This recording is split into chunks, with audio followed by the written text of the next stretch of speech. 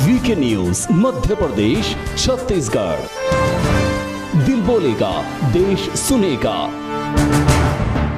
लेकिन कांग्रेस पार्टी की स्थितियां ऐसी हो गई हैं जौहरी साहब कि हम कुछ जानते नहीं और हम किसी की मानते नहीं। यही वजह है कि जब सवाल पूछा जाए तो कांग्रेस के नेता ये जिक्र कर देते हैं कि नहीं जी सब कुछ ठीक है, ऑल इज वेल, चंगा। संजीव जी कहिए अपनी बात। मैं सूखी पंखड़ियों को भी गुलाब कर दूंगा। सवाल तो कर, मैं लाजवाब कर दूंगा।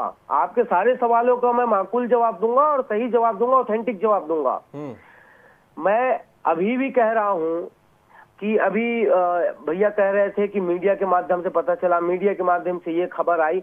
केवल और केवल ये मीडिया ही ये सारी सीन क्रिएट कर रहा है कि 2.5 साल का। आप लोग थोड़ी ना तय करेंगे किसी पार्टी में क्या होना चाहिए और क्या नहीं होगा। ये हमारे पार्टी के अनुशासन समिति तय करेगी या पार्टी के हाईकमान तो आलाकमान के पास सुरक्षित है कि 2.5 साल के बाद मुख्यमंत्री बदल दिया जाना चाहिए।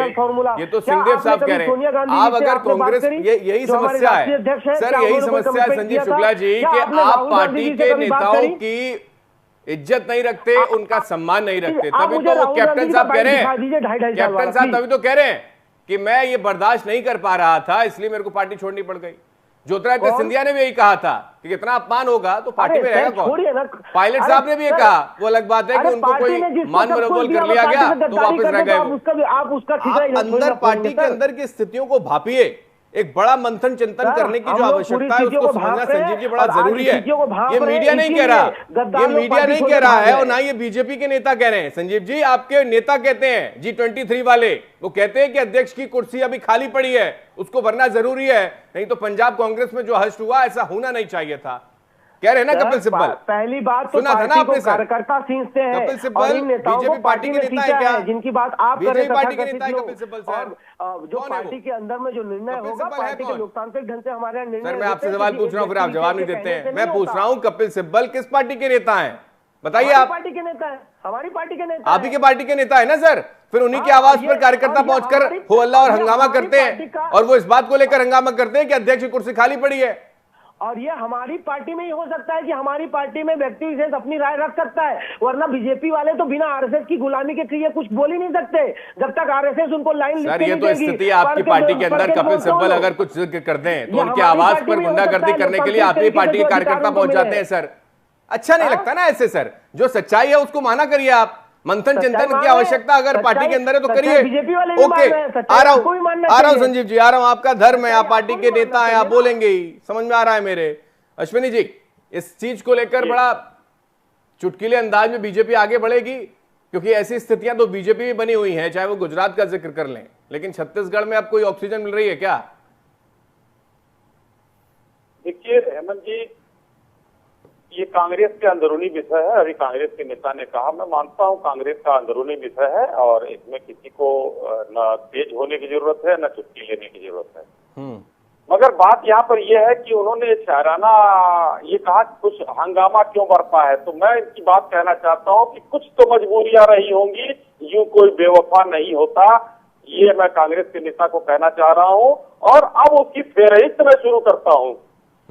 ये छत्तीसगढ़ में क्या करें क्या नहीं, बार बार ये नकार रहे हैं। आज नहीं, जब सरकार बनी थी तो पीएस पुनिया जी के बयान आए थे कि पहले कहा कि टीएस सिंहदेव साहब को मुख्यमंत्री बनाया जा रहा है, लेकिन उनको मुख्यमंत्री नहीं बनाया गया। भूपेश बघेल जी को किसी समीकरण के साथ उनको बनाया गया, चाहे जातिगत हो या जो भी हो। बाद में ये हुआ कि 2.5 साल ये बयान आए थे प्रॉपर।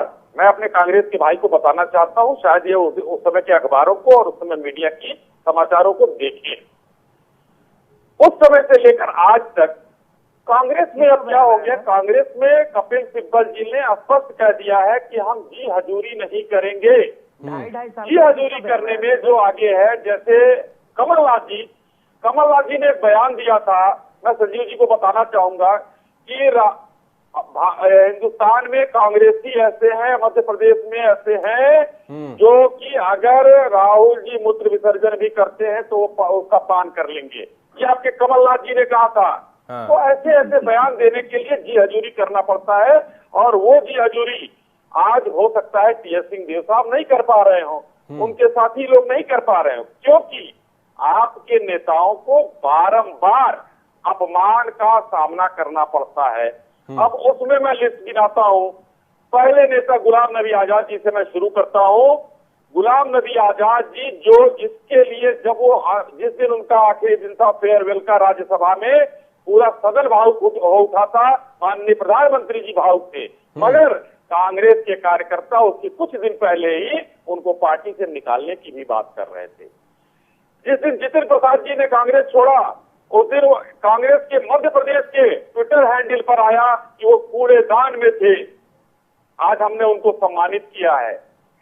आपकी लंबी फहरिस्त है संजीव जी। कांग्रेस में इस समय सोनिया गांधी एंड सन्स ये प्राइवेट लिमिटेड कंपनी बन चुकी है, जो कि वो निर्णय लेते हैं कि कपिल सिब्बल जी ने कितना बढ़िया कहा, बगैर अध्यक्ष, एक अध्यक्ष नहीं सोच पा रहे हैं आप लोग, बगैर अध्यक्ष के आज जो पार्टी चल रही है उसका निर्णय कौन ले रहा है।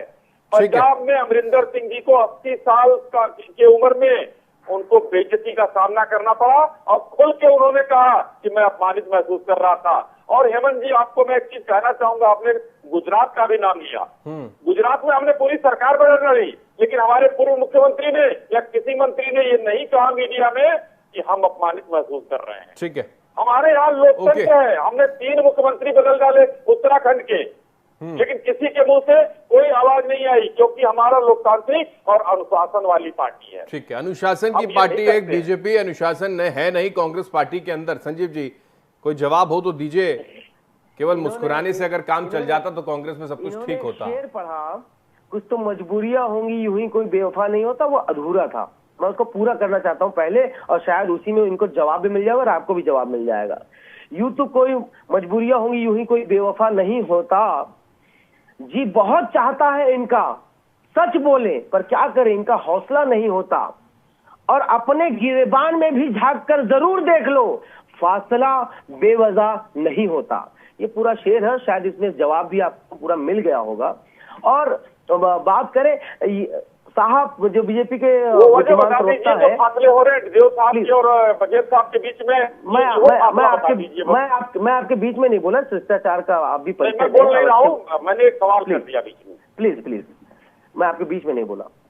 तो ये साहब तो ऐसे बात कर रहे हैं कि जैसे कांग्रेस में जो निर्णय लिए जाते हैं वो भारतीय जनता पार्टी को या इनको व्यक्ति विशेष तौर पर या मीडिया को टेलीफोन करके बताया जाता है। और इन्होंने कहा कि 2.5 साल का बयान ऑथेंटिक रूप से इन्होंने पढ़ा।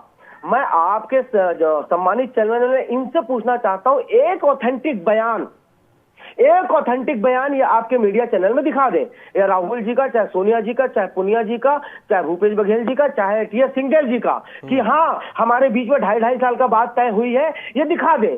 झूठ मत बोलिए प्लीज, झूठ मत बोलिए। ये जो मोदी जी के पत्तियों पर मत चलिए। हस्ताक्षर के साथ भूपेश बघेल जो पहुंचने वाले हैं, उस दिशा में जो स्थितियां बनी हैं, इसको कैसे समझे सर जी? 59 विधायकों के हस्ताक्षर के साथ दिल्ली पहुंचने की स्थिति भूपेश बघेल अगर बने हैं, तो ये सिर्फ ऐसे ही चल रहा है, कोई शक्ति प्रदर्शन नहीं, कुछ दिखाने की जरूरत नहीं, सब कुछ ठीक चल रहा है। 42 विधायक ऑलरेडी पहुंचे हुए हैं। 59 विधायकों के हस्ताक्षर के साथ भूपेश बघेल पहुंचने वाले हैं। जो स्थितियां हैं, जो जानकारियां सामने आ रही हैं सर, कहां है वो लेटर? आप दिखा सकते हैं मुझे हस्ताक्षर वाले? मैं वही पूछ रहा हूं आपसे। तो ये 42 विधायकों का जमावड़ा वहां पर लगा हुआ है, वो ऐसे ही है सर।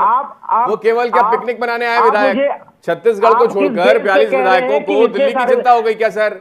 संजीव शुक्ला जी, मेरा सवाल इतना सा है कि 42 विधायकों को छत्तीसगढ़ के अलग अलग स्थानों को छोड़कर दिल्ली की चिंता है क्या? दिल्ली में क्या चुनाव होने वाले हैं, उसमें लगे हुए हैं वो? या तो आपका प्रश्न गलत है या आप सिर्फ हवाई बात कर रहे हैं। सर मैं तो वही बता रहा हूँ आपको, जो 42 विधायकों का जमावड़ा लगा है, मैं तो वही पूछ रहा हूँ आपसे। जमावड़ा लगा है वो तो मैंने एक्सेप्ट किया, जमावड़ा लगा है, वो घूमने गए, सीधी बात है सर, घूमने आए सर, निजी काम से गए, विधायक घूमने आए। आप कह दीजिए विधायक घूमने आए, आप कह दीजिए ना एक बार दिल्ली में घूमने आए। आप मुझे दिल्ली दर्शन करने के लिए आए विधायक क्या? दिल्ली दर्शन करने आए हैं विधायक के लिए, अपने डिबेट के लिए झूठ? मैं सर झूठ का सहारा लेता नहीं हूं। मेरा सिंपल सवाल है, 42 विधायक क्या पिकनिक बनाने आए हैं सर? मैं सिंपल पूछ रहा हूं सर। वो जो करने गए होंगे उनका निजी विवेक है, क्या उनको रोक एक साथ? आप भी चले जाइए सर।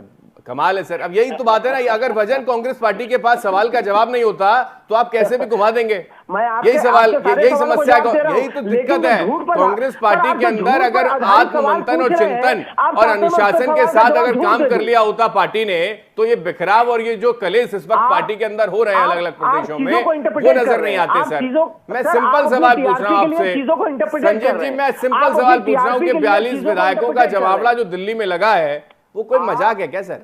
आप अपनी टीआरपी के लिए चीजों को इंटरप्रेट कर रहे हैं। मैं इंटरप्रेट नहीं कर रहा, मैं सिंपल पूछ रहा हूं आपसे कि पहले 11 फिर 25 42 जो टोटल हो चुके हैं, ये भी पूछा कि हस्ताक्षर वाला वो लेटर लेकर भूपेश बघेल जी जा रहे हैं, मुझे वो लेटर बता देंगे। अभी जौहरी साहब हमारे साथ बता देंगे सर, जौहरी साहब है बता देंगे वो भी कि 59 है कि 60 है या 70 है, बता देंगे वो। ठीक है, मैं आ रहा हूं आपके पास। आप मानेंगे नहीं, आप तब तक नहीं मानेंगे जब तक लंका नहीं लुट जाए। संजीव जी, आप तब तक नहीं मानेंगे जब तक लंका लुट ना जाए, और जब लंका लुट जाएगी तो आप कह देंगे अंदरूनी मामला है। मैं सिंपल सवाल पूछ रहा हूं, आपका जवाब नहीं दे रहे हैं। मैं कह रहा हूं जब तक लंका लुटेगी नहीं तब तक आप मानेंगे नहीं, और जब लंका लुट जाएगी उसके बाद डैमेज को कंट्रोल कर लेंगे आप। ओके संजीव जी, मैं लौट रहा हूं आपके पास। जौहरी साहब 59 जो विधायक हैं उनके हस्ताक्षर की जो क्या जिक्र हो रहा है, इसको किस तरीके से देखें? आ रहा हूं संजीव जी, मैं आ रहा हूं आपके पास।